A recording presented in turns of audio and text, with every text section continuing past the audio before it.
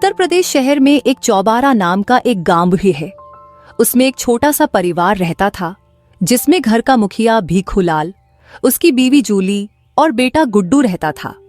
वैसे तो भीखूलाल के परिवार में सब कुछ बढ़िया चल रहा था, लेकिन उसकी एक बहुत गंदी आदत थी, जिसकी वजह से पूरा गांव उससे परेशान रहता था। भीखूलाल को मांगने की आदत की बहुत बुरी आदत थी। भीखूलाल को जहां कहीं भी मौका मिलता, वो मांगने से नहीं शर्माता था। गांव के मुखिया हर महीने गांव वालों को राशन बांटते थे। भीखूलाल ने एक बार झूठ बोलकर कहा, मुखिया जी, मेरे घर में 2 परिवार रहते हैं, मुझे 2 हिस्से का राशन चाहिए। मुखिया ने बिना सोचे समझे उसे राशन दे दिया। बाद में जब सच पता चला तो बंसीलाल बहाने बनाकर निकल गया। अगले दिन भीखूलाल गांव की एक दुकान पर जाता है। अरे भाई, 2 किलो चीनी दे दो और 1 पैकेट चाय पत्ती। दुकानदार मन में सोचता है, इस भीखूलाल ने नाक में दम कर दिया है, पैसे वैसे तो देने नहीं है। पता नहीं आज भीखूलाल पैसे लाया होगा या नहीं, कहीं सुबह सुबह चूना ना लगा जाए। भीखूलाल भाई, आज चीनी और पत्ती खत्म हो रखी है, कल बाजार जाऊंगा तब आएगी। आप ऐसा करना, कल ले जाना, आज के लिए एक माफ करना, कल सामान मिल जाएगा। अरे यार, आज सैलरी मिली थी, सोचा आपसे सामान लेता चलूं। चलो कोई बात नहीं, कहीं और से ले लूंगा। ये सुनकर दुकानदार जल्दी से उसे रोकता है। रुको भीखूलाल भाई, जरा गोदाम में देख लूं, कहीं कुछ सामान पड़ा हुआ हो।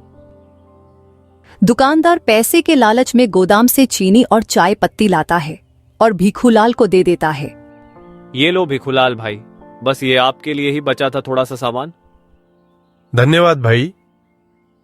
अब निकला ना सामान, पैसे मैं एटीएम से निकालकर कल तक दे दूंगा। चलता हूं।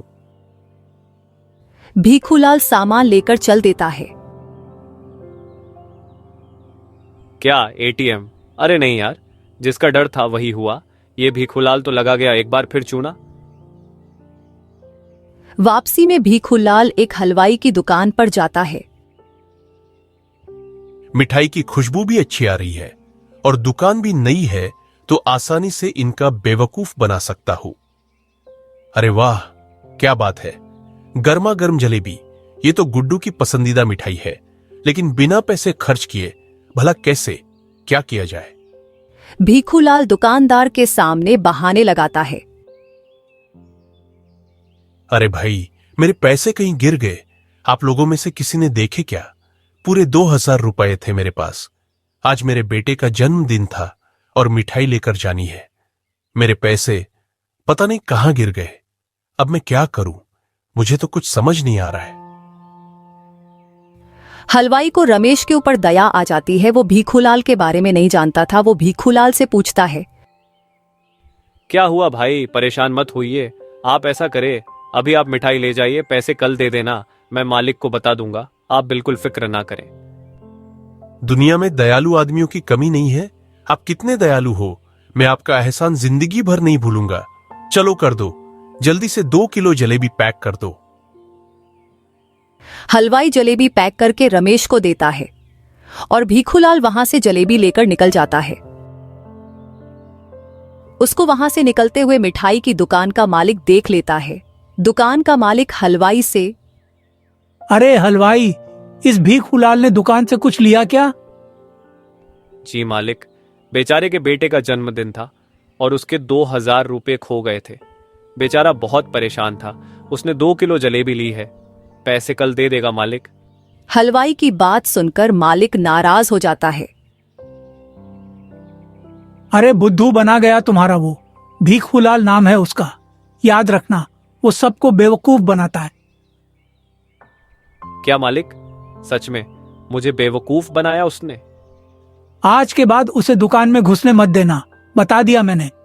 भीखूलाल अपने घर पहुंचकर,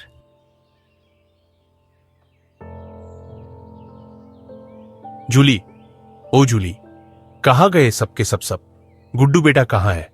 अरे देख, गर्मा गर्म जलेबी लाया हूं, खा लो सब, इससे पहले कि ठंडी हो जाए। अरे वाह पिताजी, जलेबी तो मेरी पसंदीदा है। और गपागप खाने लगता है। तभी जूली भीखूलाल को कहती है, आप और जलेबी जरूर किसी से मांग कर या बेवकूफ बनाकर ही लाए होंगे। अरे तुम आम खाओ, गुठलियां क्यों गिन रही हो? भिखूलाल, आज से पहले क्या कभी अपने पैसे से कुछ खरीद कर लाया है? गुड्डू बेटा खाओ, फ्री का खाने का मजा ही कुछ और है। वैसे आपको 1000 दफा समझाया है, ऐसे लोगों का बेवकूफ बनाना ठीक नहीं, लेकिन आप तो मानते ही नहीं। अगर कभी सच में कोई मुसीबत आ गई तो कोई आपकी मदद के लिए नहीं आएगा। अरे जाओ जाओ, भाषण मत दो अब। जलेबी का स्वाद लो स्वाद, खाओ गुड्डू बेटा।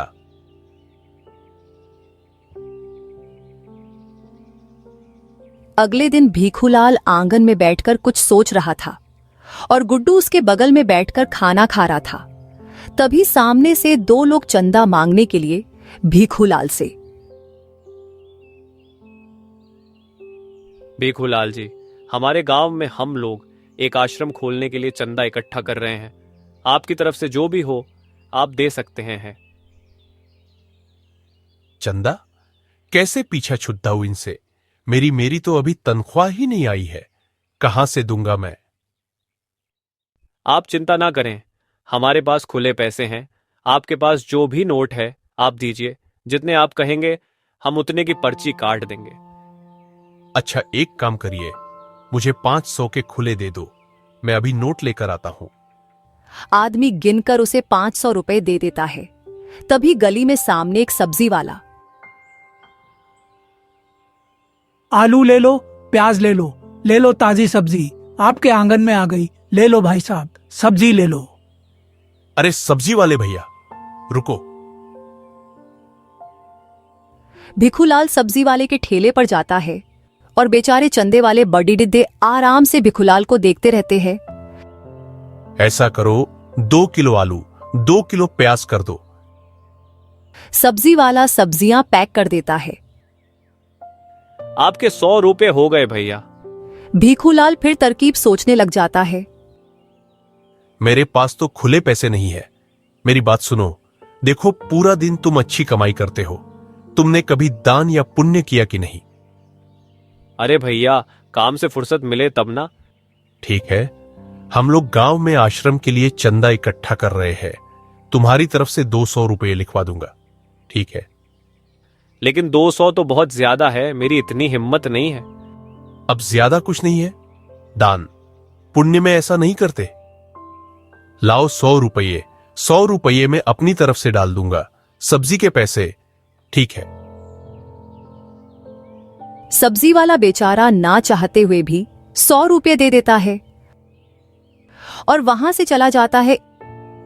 इसके बाद भीखूलाल चंदे वालों के पास आता है। आश्रम के लिए एक दिन का कितना खाना लगेगा? कम से कम 1000 रुपए का खाना तो लग जाएगा, बहुत लोग होंगे आश्रम में। आपके ये 500 रुपये मैं रख लेता हूं और आश्रम के लिए 1 हफ्ते का खाना आश्रम खुलते ही मैं पहुंचा दूंगा, ठीक है? आप लोगों का तो फायदा ही है ना, पूरे 1 हफ्ते का खाना दान दूंगा। चंदे वाले चाहते हुए भी कुछ नहीं कर पाते हैं ठीक है, जैसा आप कहें। और वो आदमी वहां से चले जाते हैं। उनके जाने के बाद भिखूलाल जूली से, अरे मेरी जूली, आज का दिन तो कितना अच्छा जा रहा है, घर बैठे बिठाए लोग बेवकूफ बन रहे हैं। वाह रे भिखूलाल, कमाल के आदमी हो तुम बिल्कुल नहीं सुधरोगे। 1 हफ्ते का खाना कहां से लाओगे? कौन सा खाना? अरे रात गई, बात गई, मैं नहीं जानता किसी चंदे वाले को। क्या आपने फिर से बेवकूफ बनाया? हाँ बनाया तो। देखो, सब्जी और पैसे दोनों हमारे, मानती हो ना अपने भिखूलाल को? जूली सर पर हाथ रखकर वहां से चली जाती है।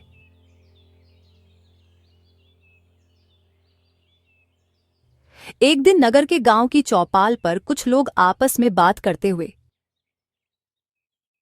अरे भाई, इस भिखूलाल ने तो हद कर रखी है, आए दिन किसी न किसी को चुना लगाता है।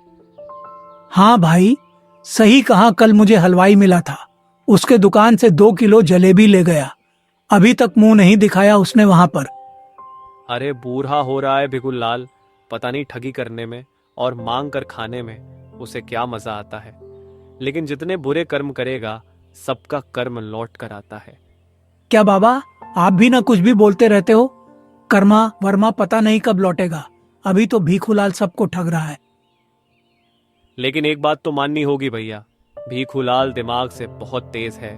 हाँ, किसी को भी अपनी बातों में चंद मिनटों में ले लेता है।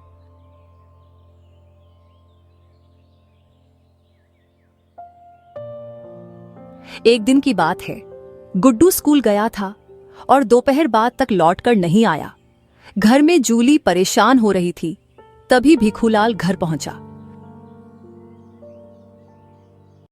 सुनो जी, अभी तक गुड्डू स्कूल से नहीं लौटा, मुझे तो बहुत डर लग रहा है।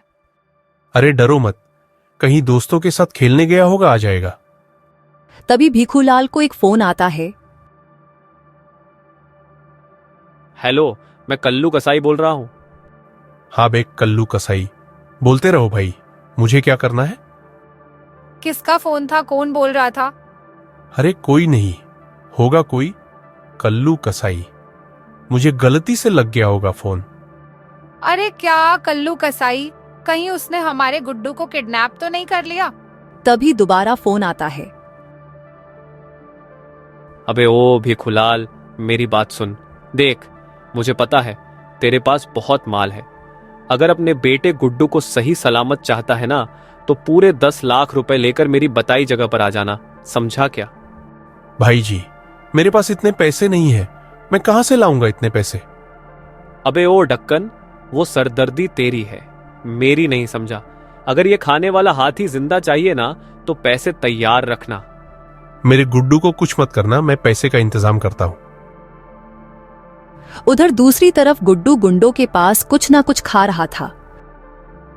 कुछ और लाओ ना खाने को, पेट नहीं भरा मेरा।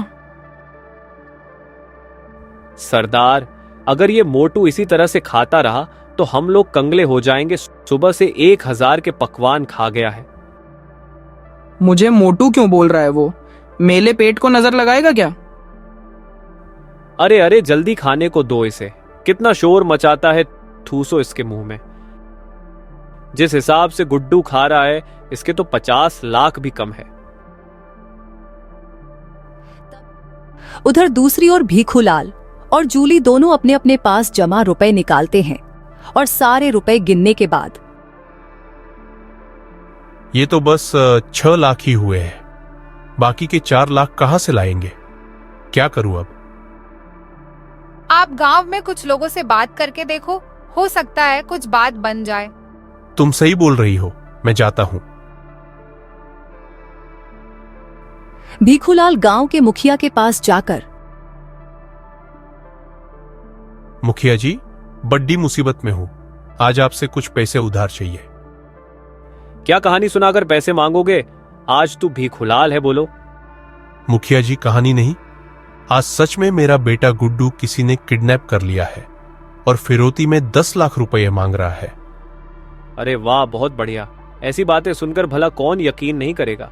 भाई, अब दूसरों को बेवकूफ बनाना बंद करो। उठो, निकलो यहां से यार। भीखूलाल रोई सी शक्ल लेकर वहां से आ जाता है। उसके बाद एक एक करके भीखूलाल बहुत से गांव वालों के पास जाता है, लेकिन कोई उसकी मदद नहीं करता। आखिर में उदास होकर वो घर वापस आ जाता है।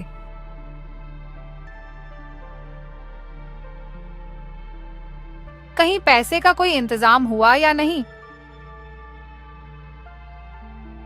नहीं जूली, किसी ने कोई मदद नहीं की। आप एक काम कीजिए, मेरे कुछ गहने हैं, उन्हें बेचकर पैसे ले आए। भीखूलाल जौहरी के पास जाकर गहने बेच जाता है और उसके बाद घर आ जाता है।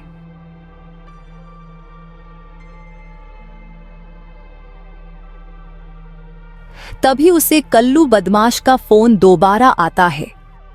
भीखूलाल, अब तक तो तुमने पैसे का इंतजाम कर लिया होगा।